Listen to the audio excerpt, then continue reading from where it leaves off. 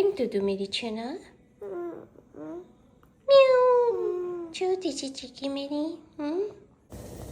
यहाँ पे अभी चाय चढ़ा दी है और यहाँ पे अभी पैनकेक्स तैयार हो रहे हैं। बाहर सुबह भी हो गई है। हेलो जी, good morning everyone, welcome back to our channel. हमारे चैनल का नाम है फाइंड योरसेल्फ। कैसे हैं आप लोग, कैसे जा रहे हैं आप लोगों के दिन? सुबह सुबह का टाइम है। अभी सुबह काफ़ी बिजी हो जाता है क्योंकि मैं सुबह उठी हूँ। ऑफ कोर्स बच्चों के टिफ़िन वगैरह सब रेडी कर रही हूँ और ऑफ कोर्स मैं जल्दी उठती हूँ तो उसकी वजह से बहुत सारे जो काम होते हैं वो जल्दी जल्दी हो जाते हैं। आगे मैंने हनुमान चालीसा लगा दी है, घर की प्लेट्स खोल दी हैं, नाश्ता तैयार हो रहा है।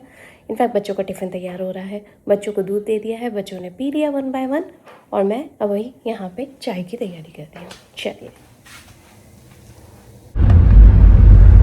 गाइस, तो आदि अभी जा रहा है स्कूल। आदि से हाय गाइस, तो अभी मैंने आदि को छोड़ दिया है स्कूल में, उसके फ्रेंड को भी ड्रॉप कर दिया है। हम लोग कार पूलिंग करते हैं जैसे कि मैंने आप लोगों को पहले भी बताया था। तो एक और फ्रेंड आता है लेकिन आज वो बीमार है तो उसे आज छोड़ दिया है। बाकी इन दोनों को मैंने ड्रॉप कर दिया। अभी स्कूल में वैसे भी pollen and allergies and sickness, cold and cough, ये सब कॉमनली चल ही रहा है। और जब भी मौसम चेंज होता है यू नेवर नो किसको कौन सी बीमारी हो रही है या किसको कौन किस लिए कौन से जर्म्स लेके घूम रहा है। We don't know, so you know why, that's why. But anyways, अभी बच्चे बिजी हैं अपने स्कूल में। बच्चों के डैडी बस निकल ही गए हैं और मैं अभी तुरंत के तुरंत जा रही हूँ रेडी होके जिम, यानी कि मेरे वर्कआउट के लिए। वहाँ जाती हूँ, अपना जिम वगैरह सब करती हूँ, फ्री होके फिर आप लोगों को वापस से कैचअप करूँगी। चलो,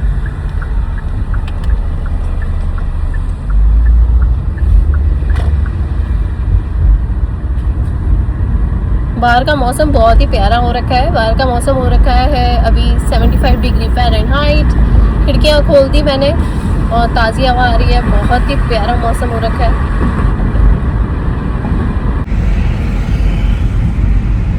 ये देखो, सड़क भी इतनी प्यारी लग रही है ना। दोनों साइड ऐसे पेड़ रहते हैं ना, मुझे बहुत अच्छा लगता है सच में। इतनी ग्रीनरी, इतना खुला खुला आसमान, इतना प्यारा वेदर, सब कुछ बहुत अच्छा लग रहा है।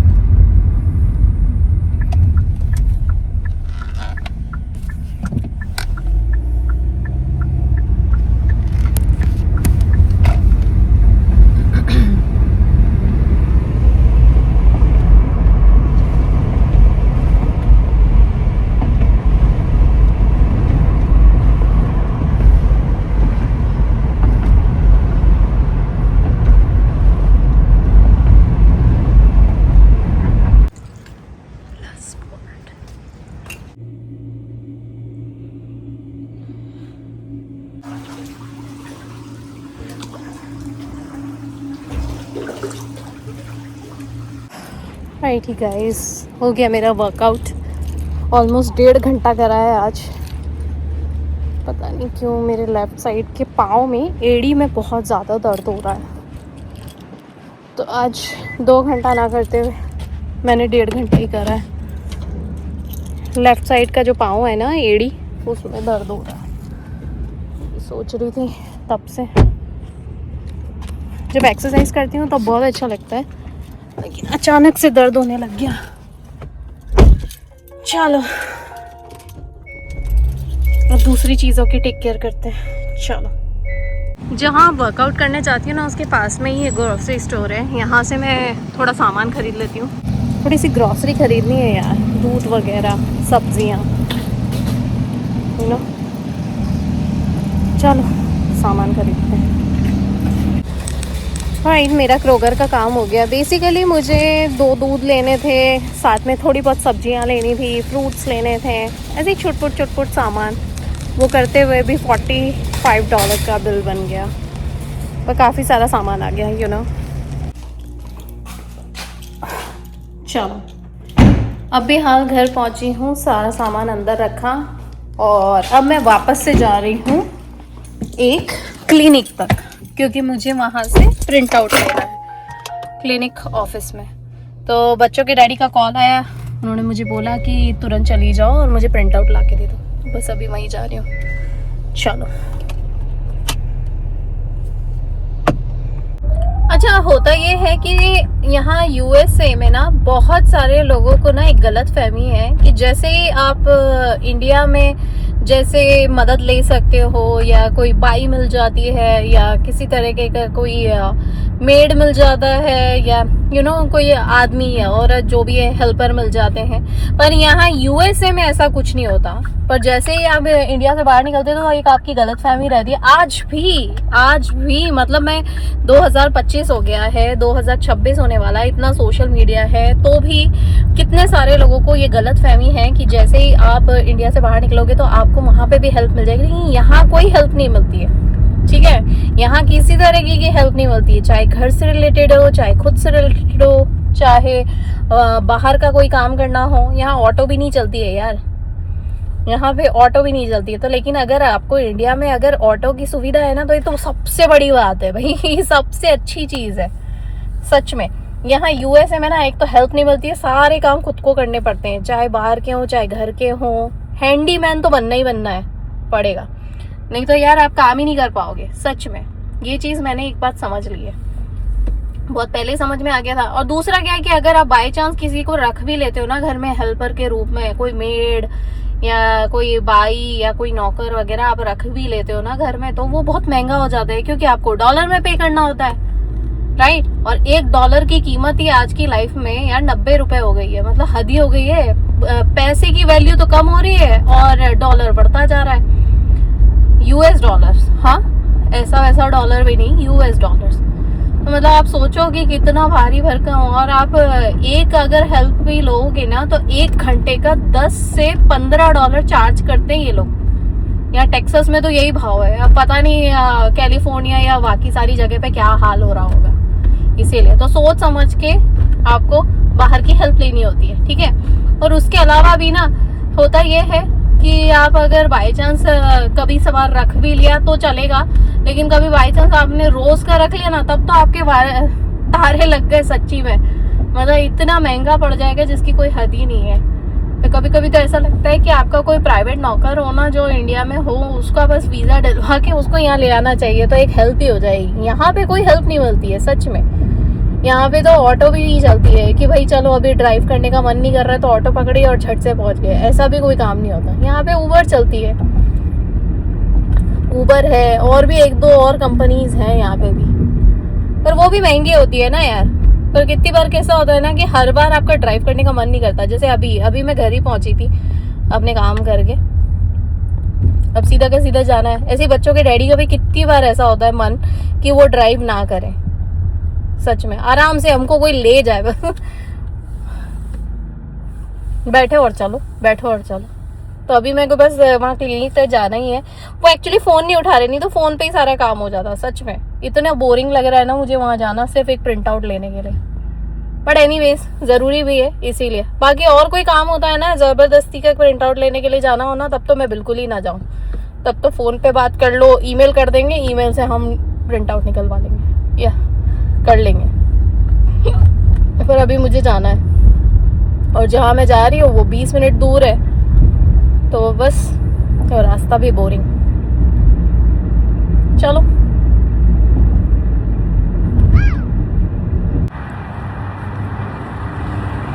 हो गया मेरा काम। मुझे 2 एक्चुअली प्रिंट आउट चाहिए थे, तो प्रिंट आउट ले लिया मैंने और इसका फ़ोटो खींच के हाथों हाथ बच्चों के डैडी को भेज दिया ताकि वो उनको जो भी काम करना हो उसके आगे की प्रोसेस वगैरह वो खुद कर लें। चलो एनीवेज, चलो अब मैं यहाँ से तो निकलती हूँ। जो इम्पोर्टेंट है तो है, जो करना है वो करना है। चल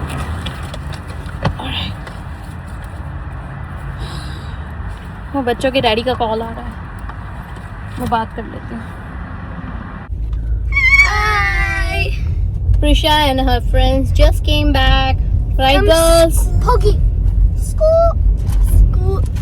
And you guys have another off for how many days? No. Almost A week. a week holiday for 2 weeks. Thanksgiving. Yay! Woo! Cheer it. There you go. They're done. Okay, girls. Say hi. Hi in the camera. Hi. Hi, Myra. Hi. There you go. And there is Prisha. Say hi. Hi. You guys are happy that you have 1 week off. Wait, I thought it was 2. Huh? My teacher said it was 2. 2 days off. No, 2 weeks. It's 1. 1 week. 2 weeks is like December. Yeah. बस अभी थोड़ी देर में 1 bye 1 बच्चे आ जाएंगे, फिर मैं बच्चों के साथ बिजी हो जाऊंगी, फिर डिनर की तैयारी करनी है। जब मैं वहाँ से आई थी ना क्रोगर पे से, तो सामान जमाने का टाइम नहीं मिला। बस जो सामान फ्रिज में रखने का था वो फ्रिज में रख दिया, लेकिन बस यही है कि जो मुझे कैबिनेट में रखना था उसका मैंने सोचा कि चलो जब आ जाऊंगी फ्री होके तब जमाऊंगी। वो वैसे भी ख़राब नहीं होने वाला है। फ्रूट्स तो क्या ही ख़राब होंगे, फ्रूट्स मैं ज़्यादा फ्रिज में रखती नहीं हूँ, क्योंकि फ्रूट्स ना हम लोग कम लाते हैं क्वांटिटी में। ताज़े लाओ ताज़े खाओ वाला काम है मेरा, और मैं ज़्यादा क्वांटिटी में लाती नहीं हूँ। पहले बीच में ज़्यादा क्वांटिटी में ले आती थी ना, तो बाप रे ऐसे ख़राब हो जाते थे मेरे फ्रूट्स, पूछो मत। इसीलिए अच्छा बस अब खाने की तैयारी कर रही हूँ। खाने में सोच रही हूँ आज पालक पनीर बनाने के लिए, क्योंकि मैंने जो है ना पालक वो ऑलरेडी उबाल के पीस के रख दिया था, यानी ब्लांच करके रख दिया था। तो अब मुझे सिर्फ उसके अंदर फ्रेश तड़का लगाना है और पनीर की क्यूब्स डालने हैं, तो बस हमारा पालक पनीर भी तैयार हो जाएगा। साथ में मैं पराठे या रोटी, जो भी बच्चों को मन हो। रोटी ज़्यादा अच्छी रहती है, रोटी पच जाती है। पराठे हम लोगों को थोड़े कम ही वो होते हैं, क्योंकि खाते बहुत कम है। और सबसे बड़ी बात, नान और पूड़ी भी बहुत कम बनाती हूँ मैं। नान अभी क्या थोड़े दिन पहले ही हम लोगों ने पिज़्ज़ा के रूप में भी बना लिया था नान, और फिर फ्रोज़न का एक पैकेट पड़ा हुआ था, वो मुझे ख़त्म करना, तो वो भी मैंने ख़त्म कर दिया था। तो आज मैं सोच रही हूँ मैं रोटी ही बनाऊँगी, और आटा भी पड़ा हुआ है। सबसे बड़ी बात, आटा पड़ा हुआ है तो मुझे रोटी की टेंशन नहीं है। रही बात पराठे की, तो पराठे कल परसों में बना लूँगी, या देखती हूँ यार, अगर अभी बनते तो अभी बना लूँगी, ऐसा कोई प्रॉब्लम नहीं है मुझे।